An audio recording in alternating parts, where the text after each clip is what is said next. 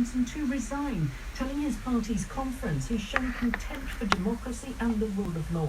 He's about to deliver his keynote address in Brighton, while the Speaker of the Commons, John Bercow, has confirmed MPs will resume sitting again in the House from 11:30 tomorrow morning. In business news, the government's putting together a task force to support staff at Thomas Cook after the major travel company collapsed.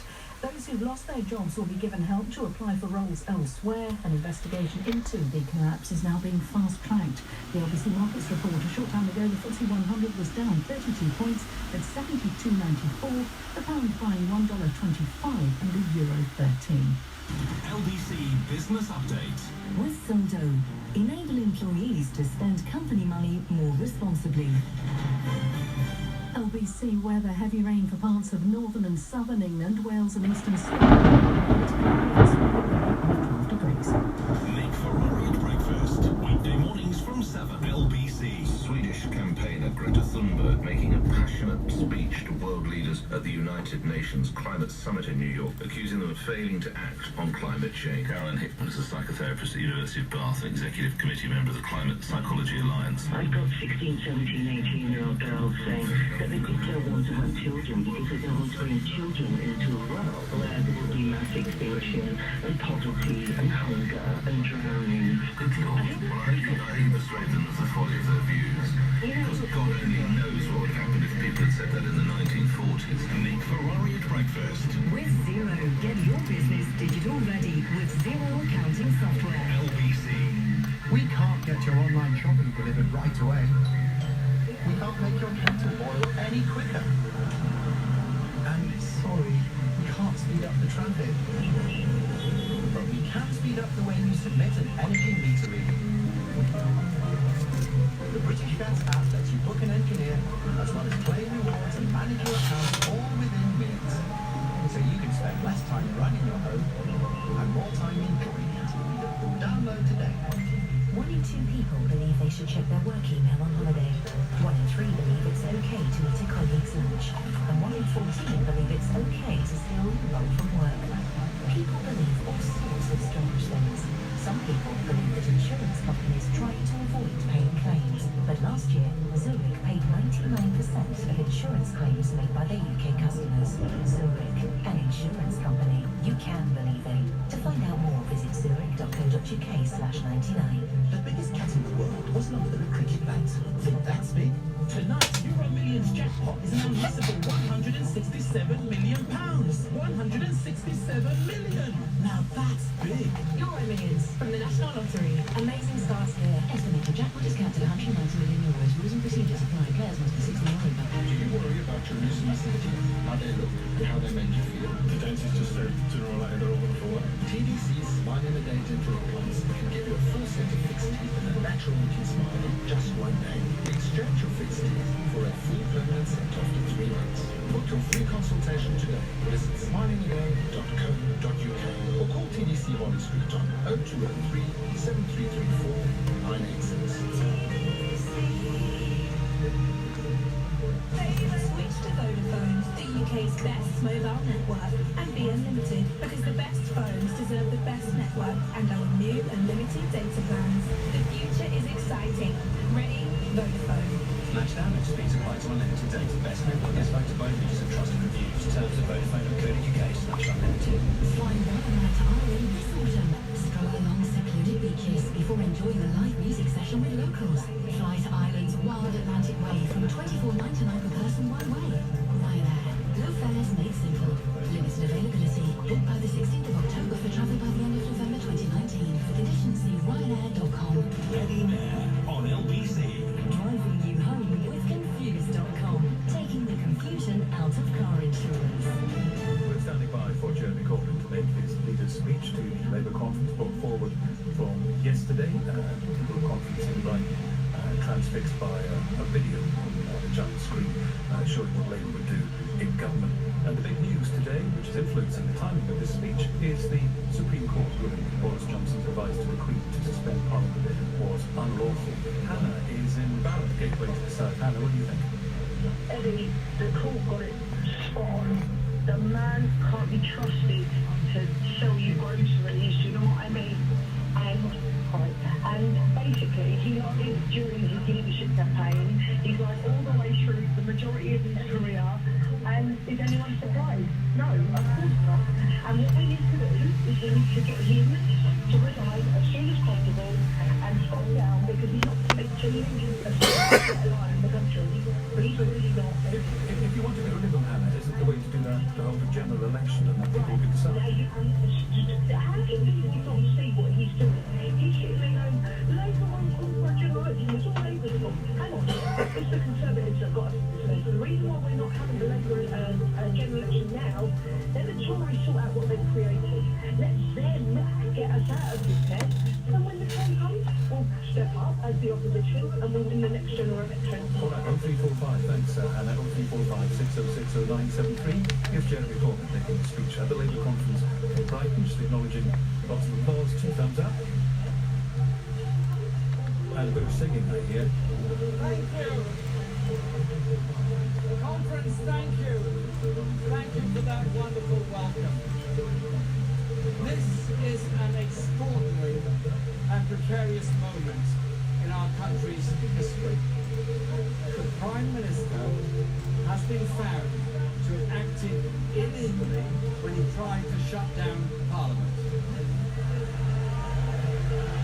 The highest court in the land has found that Boris Johnson broke the law when he tried to shut down democratic debate and accountability at a crucial moment for our public life.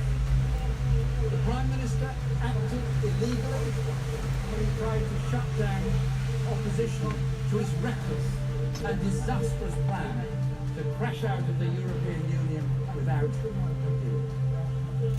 But he has failed.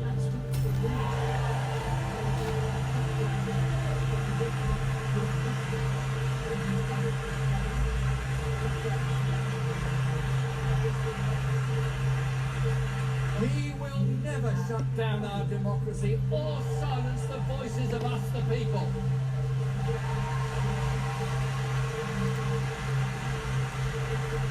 The democracy that Boris Johnson describes as equal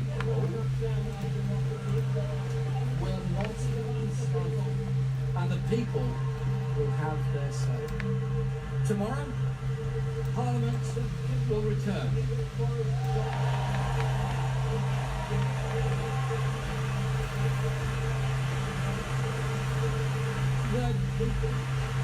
The government will be held to account for what it has done.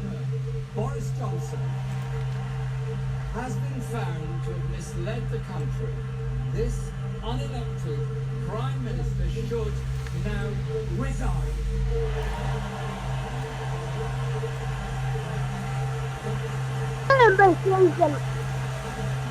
This is Jeremy Corbyn making a speech live at the Labour conference, and that demand that Boris Johnson resign, earlier he said should consider his position against the conference to its feet.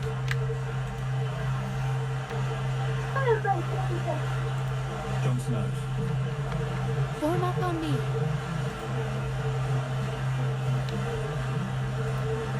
I got that.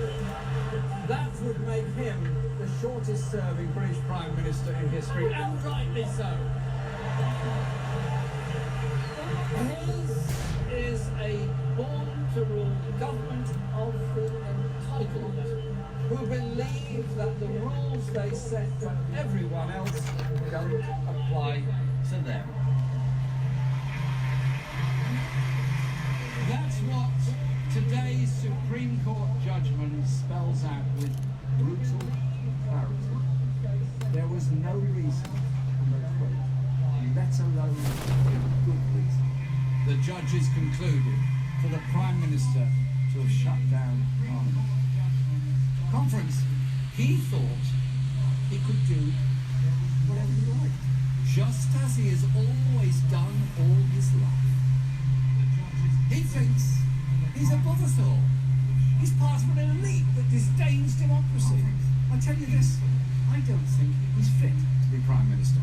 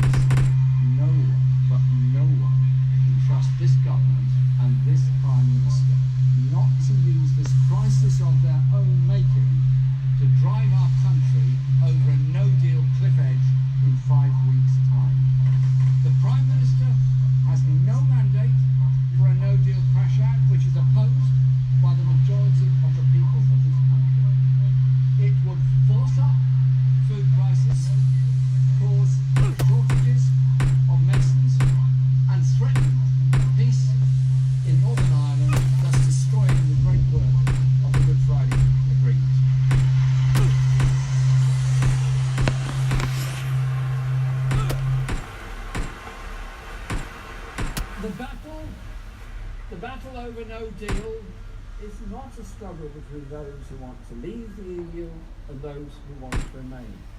It's about a small right-wing group who are trying to hijack the referendum result, to rip up our rights and protections and shift even more power and wealth to those at the top.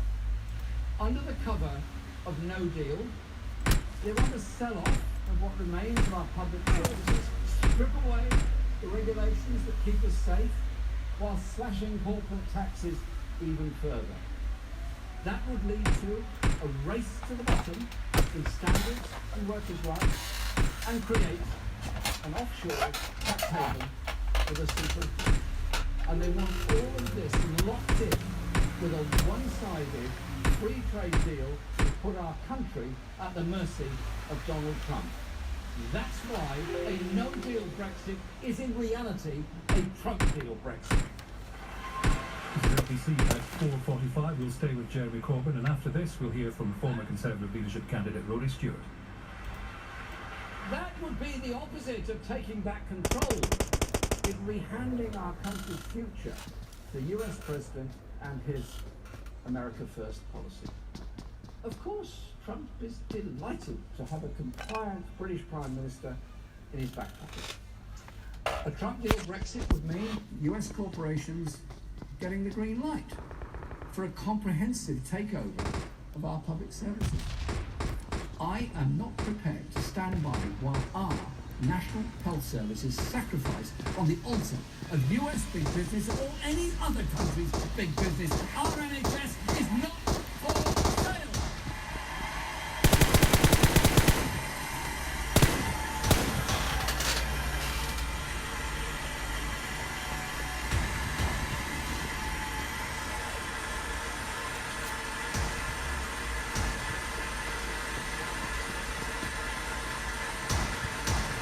And in the coming general election, Labour will be the only major UK party ready to put our trust in the people to have the final. We need to get Brexit sorted and do it in a way that our economy or our democracy broken. The Tories want to crash out without a deal, and the Liberal Democrats want to cancel the country's largest ever democratic vote with a parliamentary switch-off. Labour will end the Brexit crisis by taking the decision back to the people with a choice of credible leave alongside Remain. That's not complicated. Labour is a democratic party that trusts the people.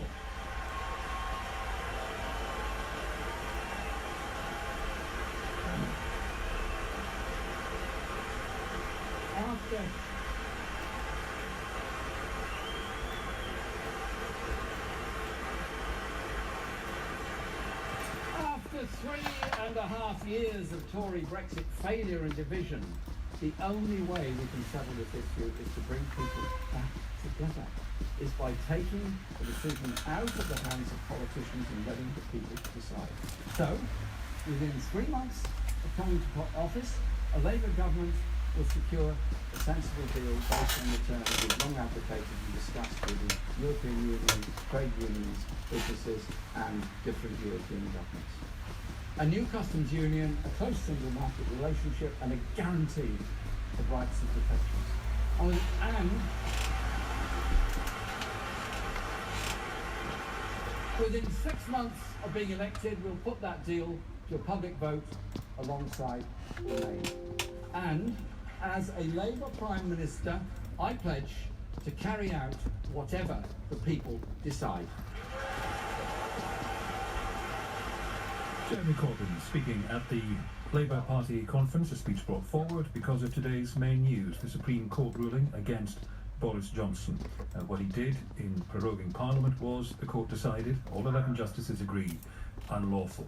Rory Stewart was a cabinet minister and a Conservative leadership contender. He's the MP for Penrith and the Border. How are you tonight? Well, I'm fine. How are you, Eddie? I'm very well. I'm looking at a Snap YouGov poll.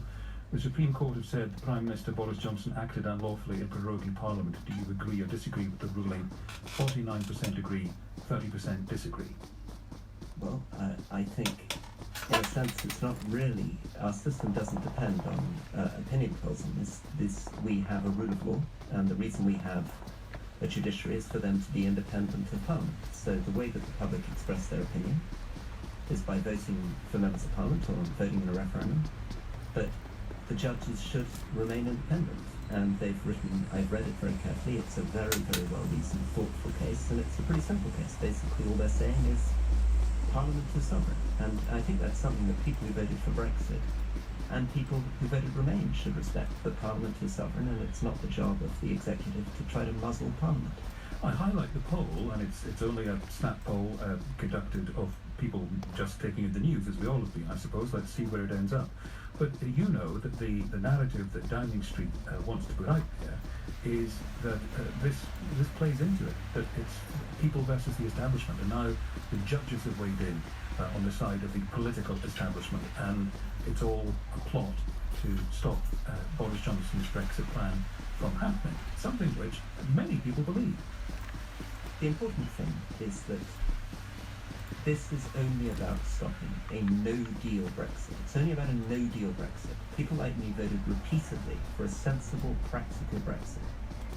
And what the court has said, and it's a very good bit of the ruling, they say that it's not for the court to decide whether Brexit should happen or not. That is for the people. The people chose in a referendum to go with Brexit. But it is for Parliament to have a say in what type of Brexit it should be. And that's what elected representatives are there for. And I think the answer is that we need to get a good Brexit deal through. And no deal was always a bad idea. It never had support in Parliament. It never had support in the country. And it was going to be deeply damaging to our country. So thank goodness that no-deal strategy is now ended. And I wonder where Parliament will go with this. We had earlier in our programme from Theo Washerwood, our political editor, saying the talk at Westminster among Remain-inclined MPs certainly is to bring back the famous withdrawal agreement, but to add to it something that says we guarantee a public vote. Could you support that?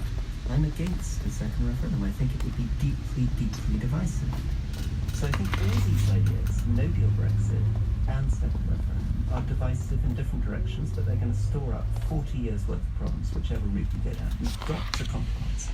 And the compromise is going to be around a Brexit deal. But it's the withdrawal agreement you're talking about, is it?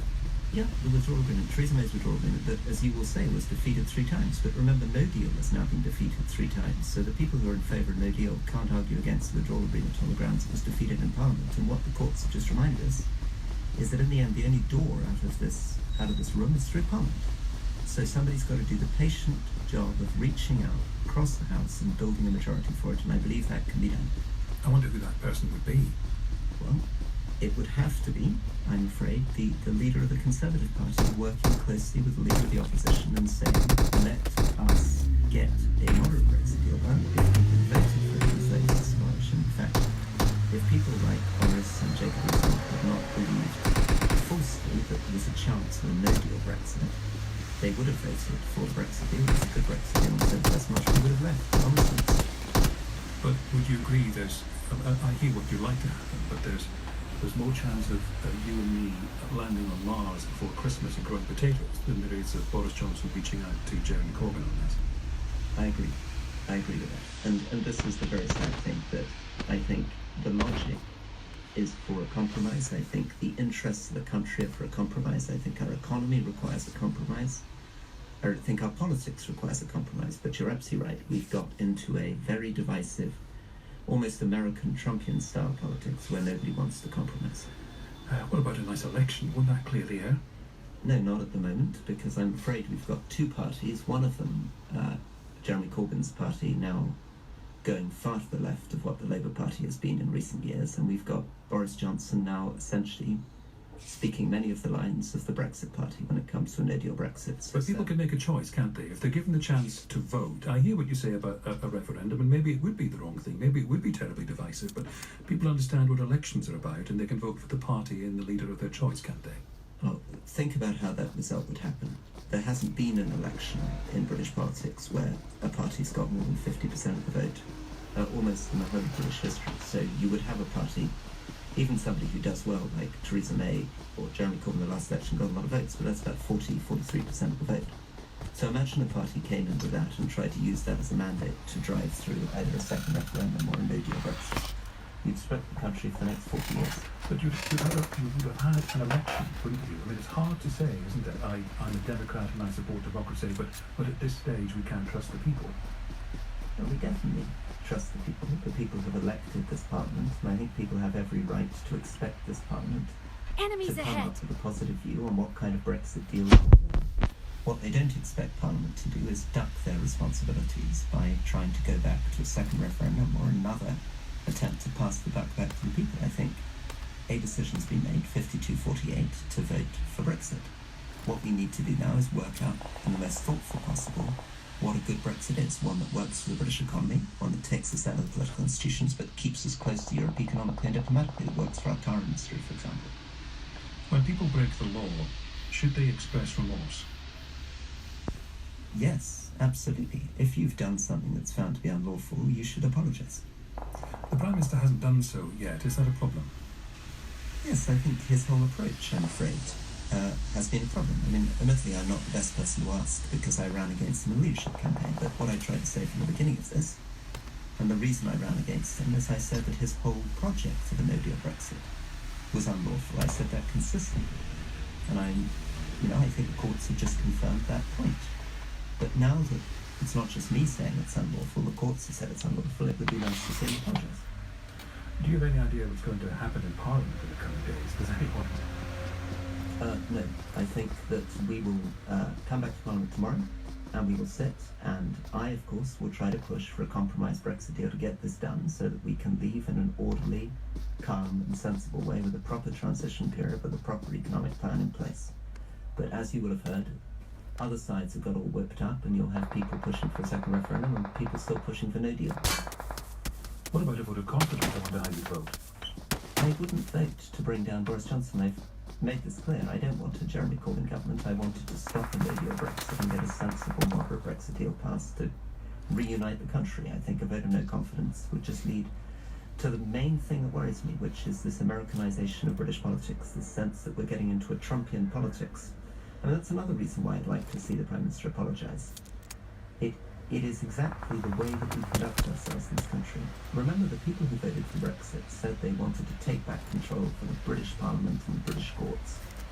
And as soon as the British Parliament and British courts have done something, it seems as though they've now turned against them. Should the Attorney General be considering this position? Well, he gave his advice, and I suppose he would probably say lawyers give their advice, but they can't always predict how courts are going to find.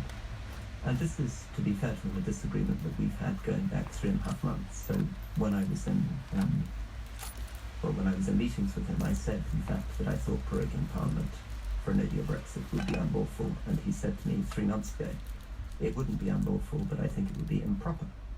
So he stuck to his guns, I've stuck to mine. I think that this is a very major issue, and I think from my point of view, if you're the Attorney General, you've given advice and you've encouraged the government to do this and it's gone wrong, then I think some sort of apology. Thank you. Rory Stewart, former Cabinet Minister, the MP for Penrith and the Border. Rory is on the line, different Rory from Epsom. Thanks for being with us, Rory, during that conversation. What's your take on all of this? Yeah, no problem. First time caller, so be gentle with me. But my take on all of this, first of all, I think today is a great day for the UK. I think the judiciary holding up and that decision has given us all hope. For me, it's very simple. What's right is right and what's wrong is wrong. And it was pretty obvious from the outset that what was going on was wrong and what the people were being told wasn't accurate. And I think what came out from the Parliament and ministers today, when they did ask for their own input to be taken into place for Boris Johnson, he didn't take that. I know they took advice from Geoffrey Fox. I think the call for his head today, I think it's the wrong person. I think it's Boris Johnson that should be, his head should roll for this. And if Jeremy Cox's head does roll for this, I think that's even more wrong because, the Prime Minister didn't need to take that advice. He put that person into that position. He has, by doing that, he would have said that he would have trusted that person to give him that advice. But still, fundamentally, it was up to him to take that advice and to take that on board, which he did and made his own decision. That decision has been unlawful, and as a result of that, I think, he really, first and foremost, needs to come out and show remorse for that, which he hasn't today. And his first opportunity to do so, not doing so, says an awful lot to me, a voter, to me, somebody that lives in the UK, to me, somebody from outside of the UK that has lived here for a long time, and gives me hope that what's right is right and what's wrong is wrong. Now, a couple of other points there. I think referendum, and I think this referendum will be an educated referendum. What we had previously was not an educated referendum. We've had this a lot, haven't we? Is it really fair to say that the majority who voted Leave didn't know what they were talking about? Well, no, I don't agree with that. First of all, the 48%. So the majority was very, very minimal. And also, what we've learned is that... But you're implying that the majority voted the way they did out of ignorance? I would say they were definitely... that we know now wasn't a